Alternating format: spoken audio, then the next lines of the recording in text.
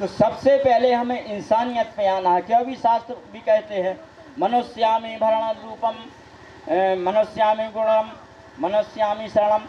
यानी अगर मनुष्य हो तो मनुष्य के गुणों का उपयोग करो, और गुण अगर सीख लिया तो उस गुण को अपन को कहाँ कैसा करना है उसको अपन को ज्ञान सीखना है। इसीलिए पहले मनुष्य बनो, और मनुष्यतापन में आ गई तो इसके बाद ये जो मानव शरीर मिला है इस पर विचार करो कि क्यों मिला है।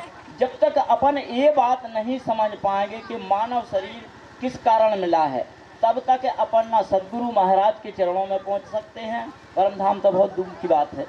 इसीलिए सबसे पहले इस मानव जीवन को समझना है।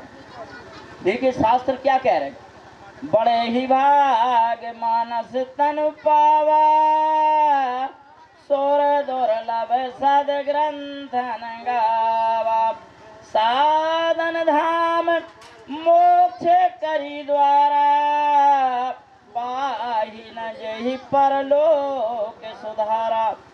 बड़े भाग से मानव को जन्म मिला और परमात्मा की तरफ जाने वाला एक साधन धाम मोक्ष करी द्वारा। परमात्मा को प्राप्त करने का ये मानव शरीर एक साधन है। जैसे पहले अपन खेती करते थे, हल चलते थे पहले, अब खेती का साधन क्या हो गया, ट्रैक्टर। इसी प्रकार आत्मा को कल्याण करने के लिए ये मानव शरीर ही साधन है, नाव और कोई नहीं है, न कहीं भवसागर है। ये जो शरीर है यही नाव है, इस पे बैठने वाला जीव जो है उस पार जाने वाला है। और इस जीव के ऊपर जो आत्मा विराजमान है, तो उद्धार किसका होना है? आत्मा का उद्धार नहीं है, उस चीज का उद्धार होता है जो मुक्त हो, जो बंधन में हो। और जो मुक्त है उसको मुक्ति की आवश्यकता नहीं है। मुक्ति की आवश्यकता है केवल जीव को, और जगाना है किसको? जीव को। ये जगाना, सोना, सुख या दुख या लाभ हानि ये सब विकार है, और आत्मा निर्विकार है। आत्मा के विषय में क्या कहा? बिन पग चल ही सुना ही बिन काना, कर बिन कर्म करे विधि नाना, आनन रहत सकल रस भोगी, और बिन वाणी बकता बड़ जोगी। जो ये आत्मा है तो बिना पाँव की चलती है, बिना आँखों की देखती है, बिना कानों से सुनती है, बिना मुँह से वाणी बोलती है, लेकिन पूरा सत्य यहाँ तक नहीं है। आत्मा बोलती है मुखारबिंद से, किसके मुँह से? मन के मुँह से बात करती है, मन की आँखों से देखती है, मन के कानों से सुनती है, मन के पाँव से चलती है, मन के हाथों से सब कुछ करती है। इसीलिए सबसे पहले मानव जीवन को सार्थक करना है कि अगर मानव जन्म हमें मिला है तो हमें ऐसा करना है। मरने सबको है, जिसका जन्म हुआ है मरना तो जरूर है, लेकिन मरना कैसा है?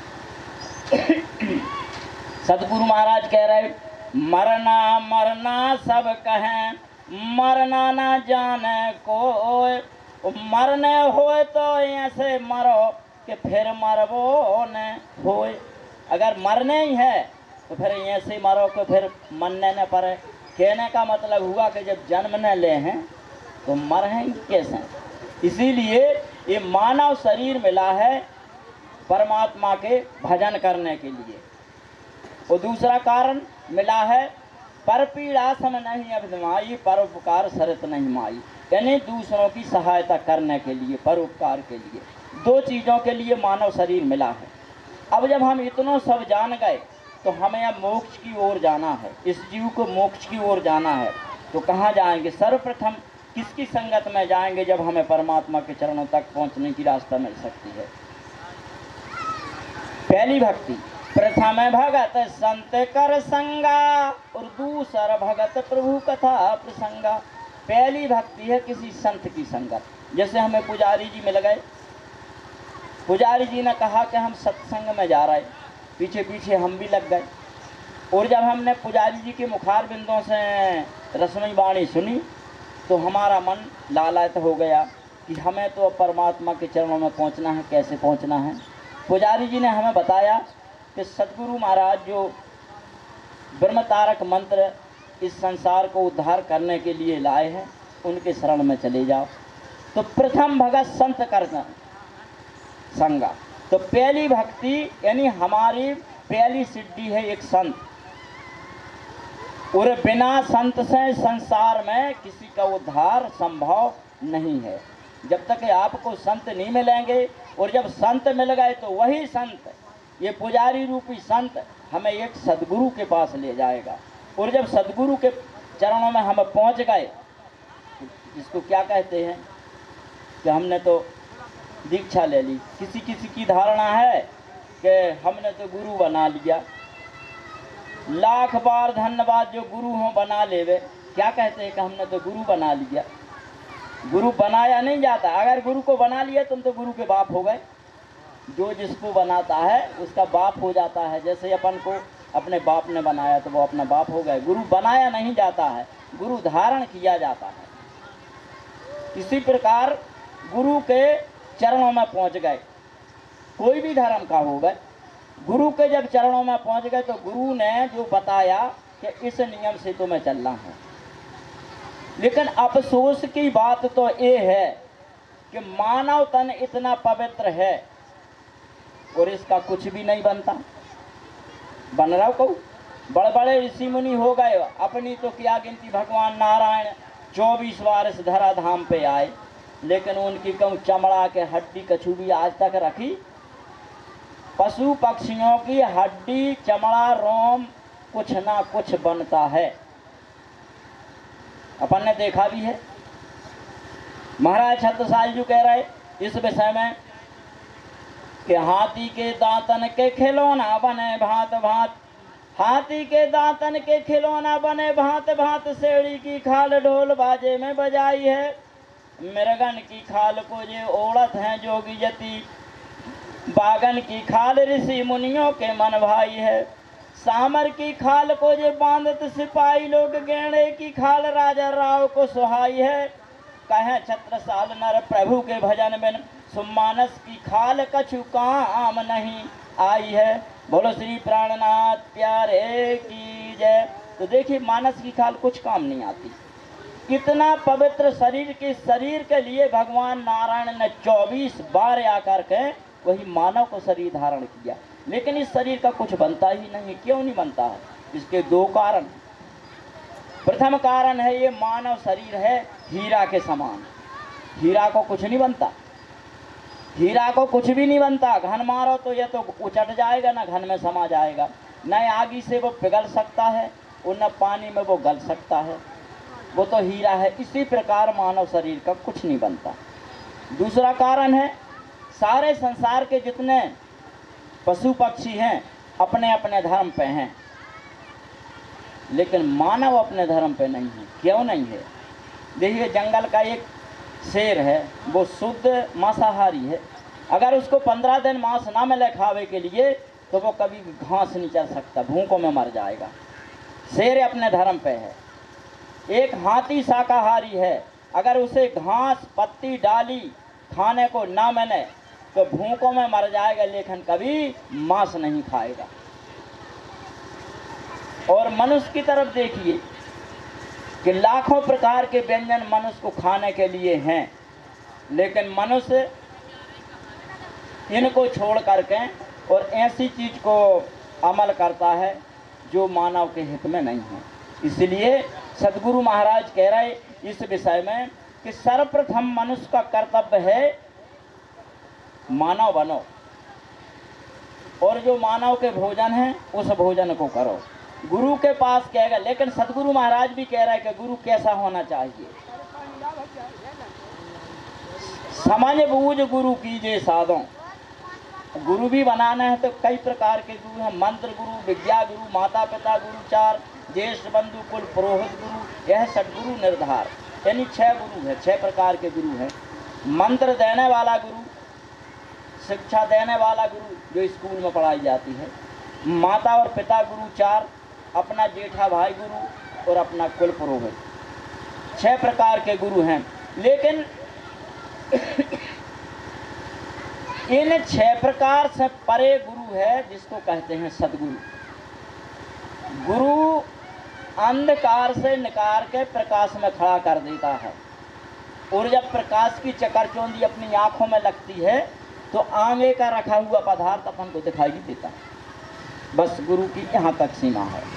वो सदगुरु महाराज, तुम सदगुरु दीपक भय कियो जो आप समान। सदगुरु महाराज अपने जैसा बना लेते हैं। एक ये दीपक है, 99 दीपक बिना बत्ती के रखे, बिना ज्योति के, और एक दीपक में प्रकाश है तो पूरे 100 दीपक जल जाएंगे। इसी प्रकार है सदगुरु महाराज। पारस में भी एक कमी है। पारस लोहा को सोना तो बना सकता है, परंतु पारस नहीं बना सकता। बना सकता क्या?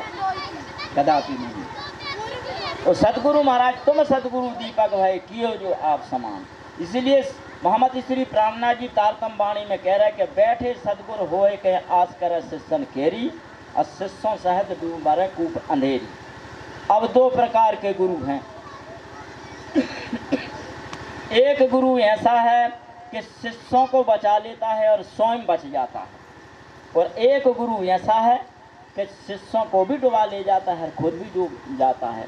अपन ऐसे गुरु के पास चलते हैं जो शिष्यों के सहित डूब जाता है। एक ही आश्रम में 10 शिष्य थे और 11वें गुरु महाराज।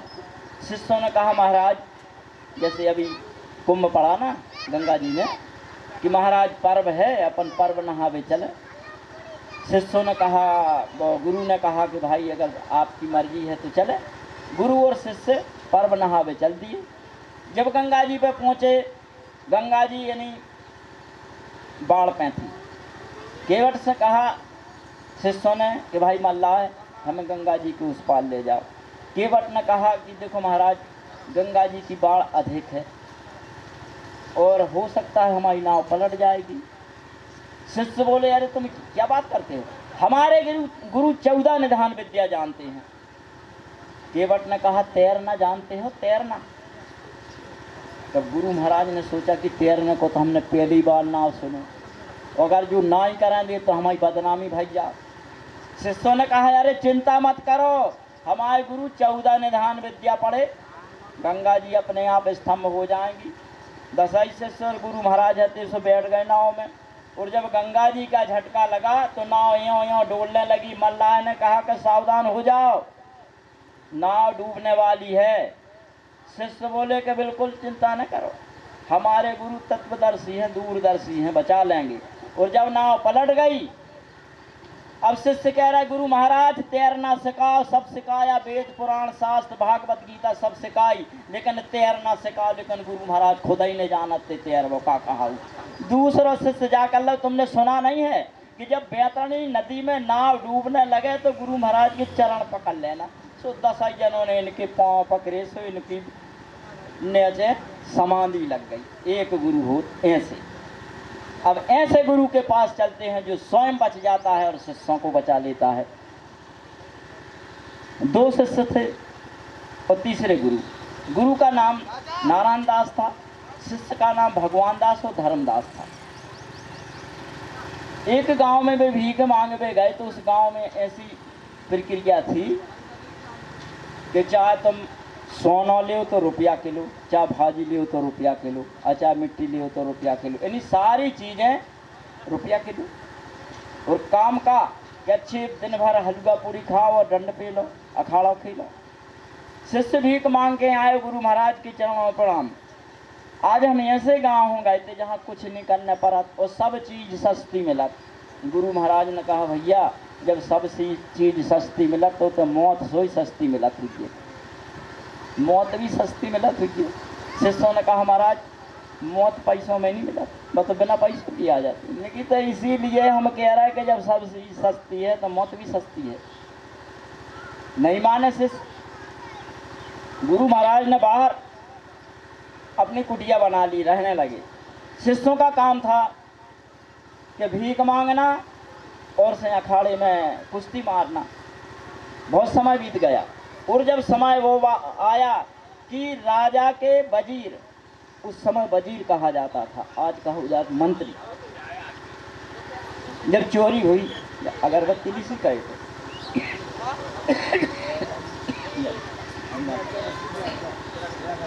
चोरी हुई तो वजीर ने कहा महाराज की दुहाई, हम तो बर्बाद हो गए, सब लुट गए।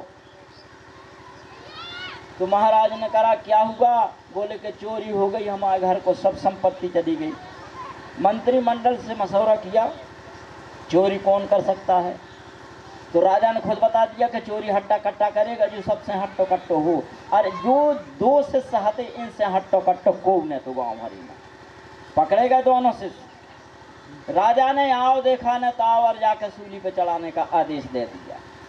अब जब सूली पे चढ़वे पहुंचे तो ये कह रहे गुरु महाराज मेरी रक्षा करो। गुरु महाराज कह रहे भैया सुनो, तुमने अपनो धर्म तो नहीं निभाओ, गुरु की आज्ञा का पालन नहीं करी, लेकिन हमें अपनो धर्म अवश्य निभाएंगे।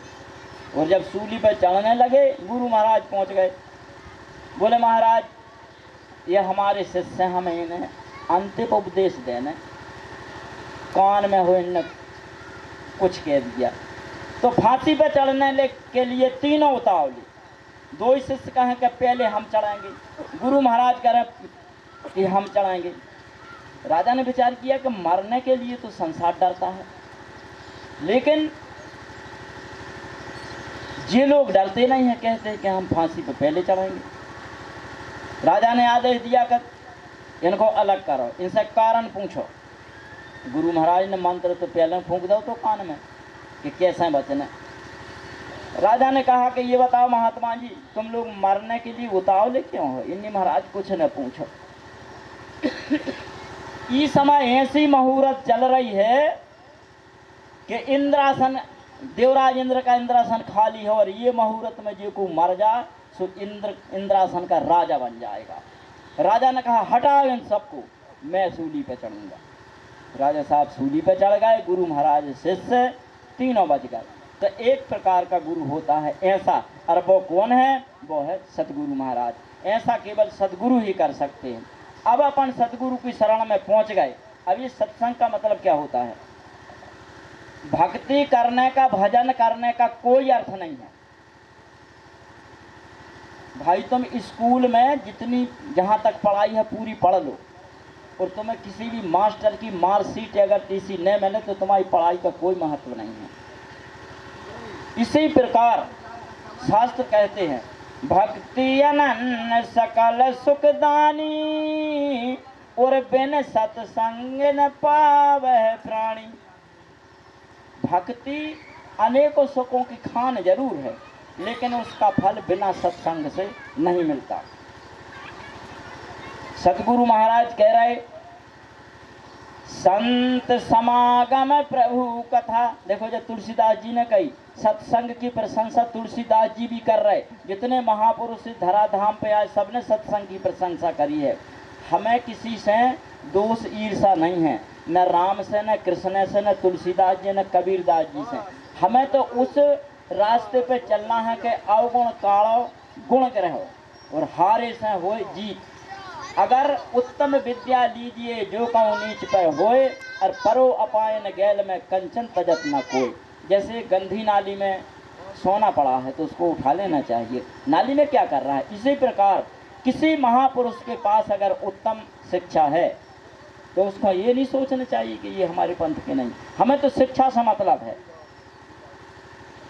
संत समागम प्रभु कथा और तुलसी दुर्लभ दोय, और सुखदारा और लक्ष्मी पापी के घर हो। दो चीजें दुर्लभ हैं। संतों का आगमन जैसे आज हुआ, और परमात्मा की चर्चा, ये दो चीजें दुर्लभ है। लंकापति रावण के पास सुना है कि सोने की लंका थी, सुखदारा और लक्ष्मी पापी के घर हो, और 360 पटरानियां थी, लेकिन सत्संग नहीं था। इसीलिए जितना भी समय मिले, 1 घंटा का, आध घंटा का, देखो तुलसीदास जी क्या कह रहे, एक घड़ी आदि में पुण्याम। कौन सा? जितना भी समय मिले सत्संग में आओ, और सत्संग में आओ और विचार करने के हमारे लायक, हमारी आत्मा के, जीव आत्मा के कल्याण करने के लिए कौन से शब्द बोले गए हैं। उन शब्दों को सुनना नहीं है, उनको अमल में लाना है,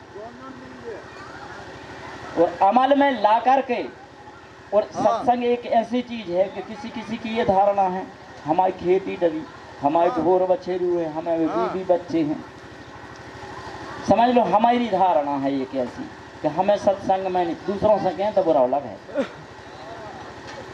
भैया हमारी कटाई डरी, भैया हम बता रहे, और अगर ऐसे में हम मर गए तो क्या हमारी कटाई न हुई है? बाल बच्चे न पल हैं, पल जाएंगे। इसी प्रकार जितना समय मिले सत्संग में आओ। क्यों? नौरंग स्वामी क्या कह रहे, सत्संगत बैकुंठ हमारो जहाँ प्रभु करत मुकाम, और सकल सब नरक जान ले जहाँ संत न कथा पुराण। बैकुंठ में ना संत हैं न जबानी मिलेगी सुनने के लिए, यही मिलती है सत्संग में। और ये सत्संग और संतों के दर्शन कब होते हैं?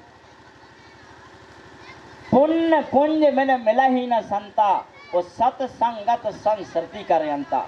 जब हमारे पूर्व जन्म के कोई पुण्य प्रताप उदय होंगे, जब इन संतों का पदापरण होता है। और यही बात नौरंग स्वामी भी कह रहे, मुकुंद दास जी, बिन धनी कृपा मिले नहीं संता, और परम धाम निज मूड तुरंता। और यही बात तुलसीदास जी लिख रहे, अब मोह भाव भरोसा हनुमंता, और बिन प्रभु कृपा मिले नहीं संता। तीनों महापुरुष की वाणी एक हो रही, जब तीनों महापुरुषों की वाणी एक हो रही तब तो बात सत्य है। इसीलिए सत्संग में जाना चाहिए और किसी से हमें दो स्वभाव नहीं रखना है।